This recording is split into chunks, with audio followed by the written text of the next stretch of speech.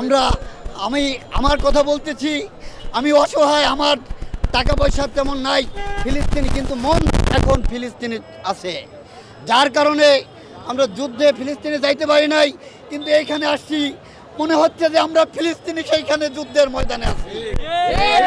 আমাদের অন্তর প্রাণ এখন ফিলিস্তিনে। আমাদের মা বোনদেরকে যেইভাবে তারা তাদের শিশু বাচ্চাদেরকে মেরে ফেলতেছে, এটা আমরা সহ্য করতে পারবো না।